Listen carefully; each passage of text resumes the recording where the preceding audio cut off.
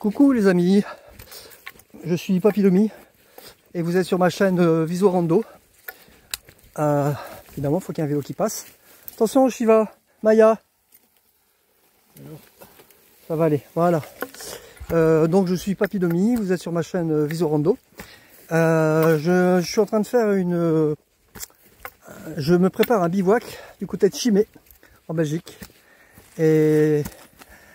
Et j'ai rencontré deux jeunes bien sympathiques qui conduisent, qui me mènent jusqu'au lieu de bivouac, parce que je connais pas du tout l'endroit. Et comme je suis en Belgique, j'ai pas de réseau. Donc vous aurez cette vidéo quand je rentrerai. Mais voilà, alors je vous montre. Voilà. Et nous y sommes. Alors pour l'instant c'est hyper sympathique.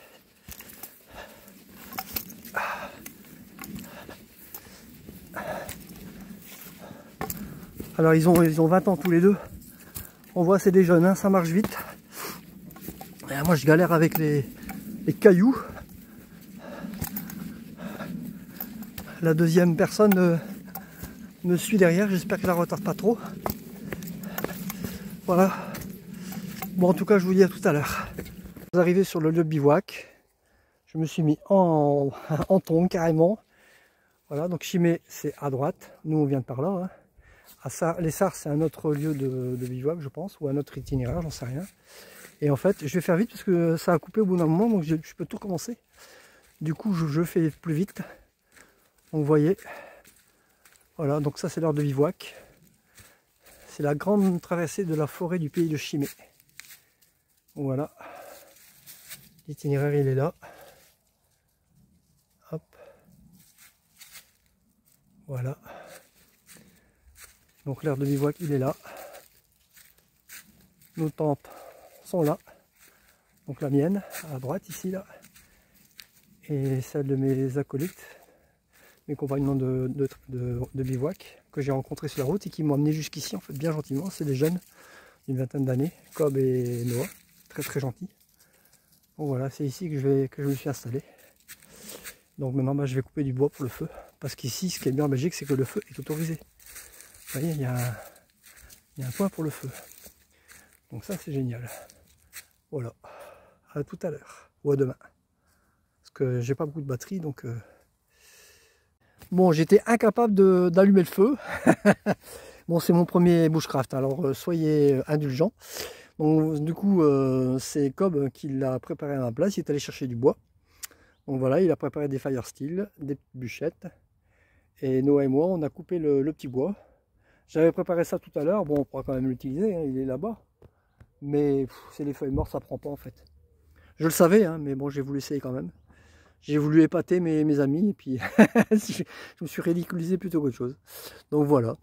Mais il y aura peut-être de quoi faire un barbecue, il y a une grille là-bas. Bon voilà.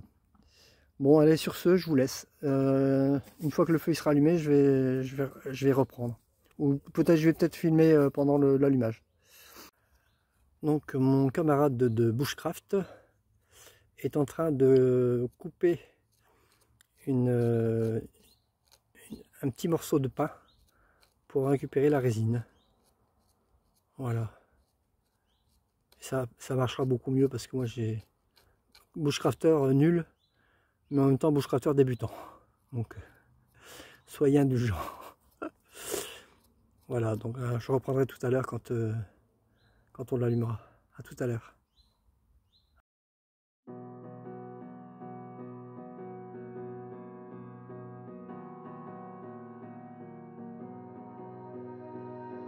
Oh mais ça va vraiment pas moi.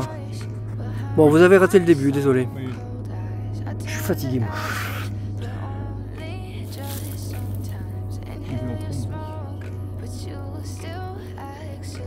Bon je suis désolé, je voulais vous montrer comment allumer un feu et bon voilà, vous avez raté le début. Heureusement que vous l'avez vu. Hein. Oh non.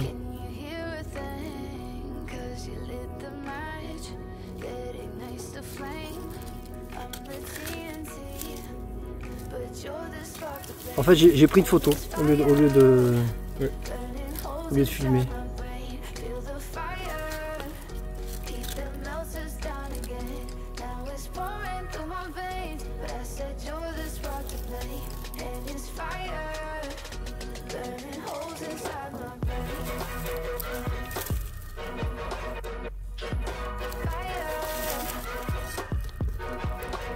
Bon voilà, vous avez pas vu comment on l'allume, mais vous avez vu comment on le démarre.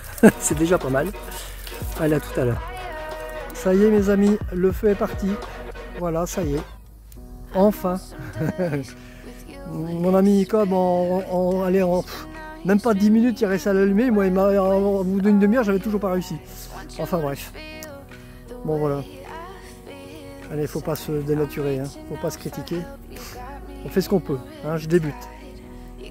Allez, passez tous une bonne soirée si vous regardez ça le soir, ou une bonne journée si vous regardez ça le matin. Salut! Voilà, mon plat est en train de chauffer. Du riz et des légumes que j'ai cuits chez moi. Voilà. Que du bonheur. Que du bonheur. C'est mon premier bivouac, mais j'adore. J'adore. J'espère que cette nuit ça se passera aussi bien parce que mon chihuahua il aboie pour un oui, pour un non. Donc est-ce qu'on va bien dormir? Ça j'en sais rien. Je vous dirai quoi demain. Salut. Coucou les amis.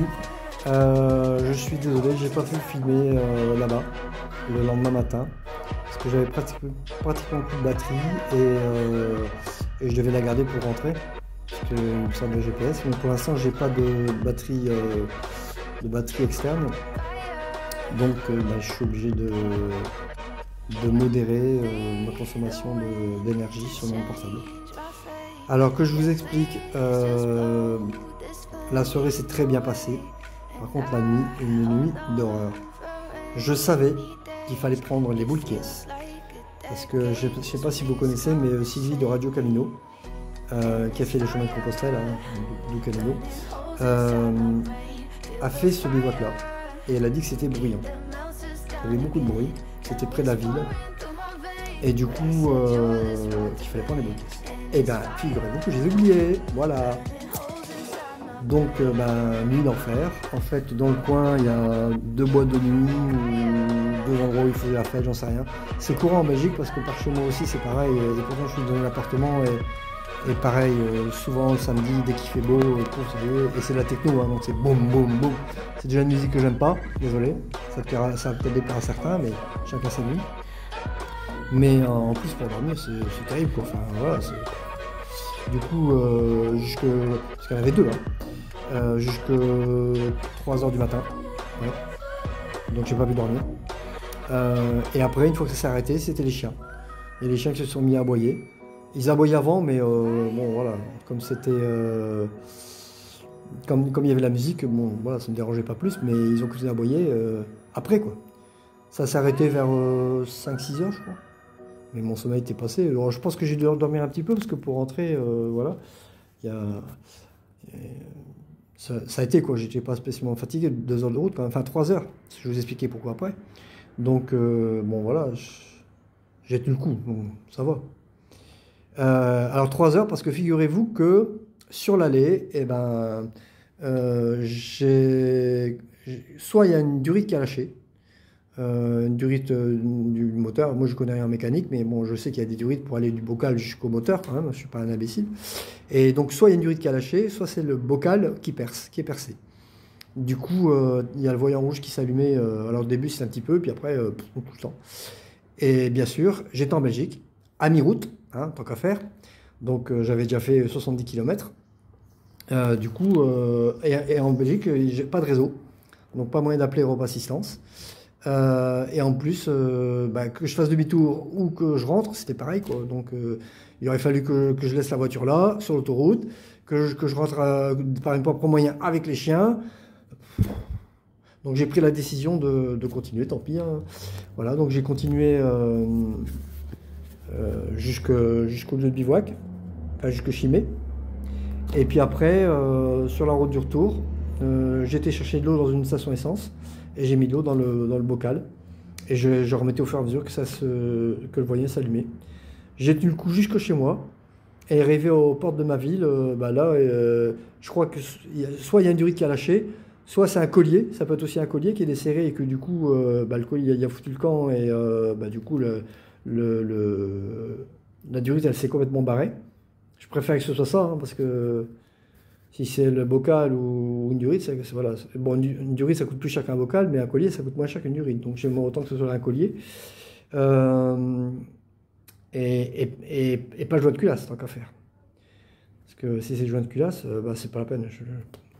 Il y en a pour plus de 1600 euros, donc je pourrais pas, c'est pas possible. Je suis à découvert, à découvert, à découvert, et je vais être encore plus, donc c'est de la folie. Tout ça à cause de mon garagiste en plus. Donc je vais pas dire son nom parce que je veux pas d'histoire, mais enfin voilà, donc je vais pas faire de pub pour lui, ça c'est clair. C'est un garagiste, je suis un peu long, hein, mais il faut que je vide mon sac. C'est un garagiste, en fait l'ancien propriétaire, ça faisait 10 ans que j'étais client avec lui. Et il m'avait dit, vous inquiétez pas, donc avec les yeux fermés, hein, franchement, arrangeons et tout possible. Vous inquiétez pas, je le donne, enfin je le vends à quelqu'un qui est du même acabit que moi, enfin voilà. Et il me semble que c'était son frère. Donc oui, bah, si c'est la famille, pourquoi pas. Et en plus, il me dit que c'est le même, donc pourquoi pas. Au début, ça a été. Franchement, les 2-3 premières années, 3-4 années, ça a été. Et puis là, ça dégénère. Enfin, vraiment. Je l'avais confié parce qu'elle avait du mal à démarrer. Elle avait tendance à me brouter le matin quand je démarrais. Et il m'a changé de démarreur et ça fait toujours le même produit. Donc j'en ai eu pour 300 euros, 360 euros et toujours le même, le même souci. Et en plus, je lui avais dit que le voyant, déjà, le voyant il s'allumait, mais un tout petit peu, dans quelques secondes. Et après, il s'éteignait, après, il s'est plus allumé. Et il a regardé, il dit, bah, c'est juste, il manquait juste un petit peu d'eau dans le bocal. Mais il s'est pas dit, tiens, s'il manque d'eau dans le bocal, c'est peut-être parce qu'il y a une fuite. Du coup, on va peut-être regarder, hein, quand même. Eh ben non. Il y a juste une eau dans le bocal, c'est tout. Donc, moi, en toute confiance, j'ai pris la voiture et puis arrivé à mi-route, sur l'autoroute belge, du côté de, je sais plus, hein, je me souviens plus exactement, mais ben voilà, le voyant s'allumait. Et je pouvais pas m'arrêter, j'étais sur l'autoroute. Et oui, en plus, il y avait des travaux. Donc, je pouvais même pas m'arrêter sur la bande d'arrêt d'urgence, sur 20 km. Donc, vous imaginez pas le stress qu'il y a eu. Voilà, vous savez tout. Là, maintenant, je suis rentré. Donc, j'ai pris la décision de porter la voiture en rentrant directement au garage, parce que c'est sur ma ville. Et je suis rentré à pied avec mon sac à dos, le bâton, mes chaussures, les chiens, la laisse. Voilà, et je suis rentré à pied. Donc là, maintenant, je suis capoute. KO. Voilà, vous savez tout. Bon, allez, sur ce, je vous laisse. Bon, si vous avez aimé cette vidéo, hein, n'hésitez pas, je répète à chaque fois, mais je vous félicite pour la dernière vidéo parce qu'elle monte, ça fait 2 jours que je l'ai publiée, elle monte encore, 332 vues et j'ai 2 abonnés de plus. Donc merci à mes 2 nouveaux abonnés. Ça a été une grande réconciliation, enfin une grande joie, comment dire, une réparation émotive, voilà, psychologique. Un grand merci à vous. Continuez, hein, continuez vos efforts, n'hésitez pas à liker, je vous aime. C'est grâce à vous que ma chaîne vit. Alors si j'ai plus de voiture, par contre, ça va être dur. Hein. Ça va être dur, je ne peux plus faire de vidéos, désolé, mais ça va être compliqué. Hein. Au moins jusqu'au Compostelle, puisqu'au Compostelle, je pars d'ici. Mais c'est au mois de mars. Donc vous aurez 5 mois à attendre. 5 mois et demi même. Enfin, on va dire 5 mois. Allez. 5 mois à attendre. Donc bon, voilà. Bon courage. Moi, je vous dis à bientôt. Bah oui, alors c'est ça, je vais répondre ce que je voulais. N'hésitez pas à liker, à vous abonner si ce n'est pas encore fait, à commenter. Vous commentez pas beaucoup, hein, même pas du tout. Enfin, les personnes qui commentent, c'est les amis, donc ça compte moins. Enfin, j'aime bien leurs commentaires, mais disons que ils sont plus à même à commenter, hein, voilà.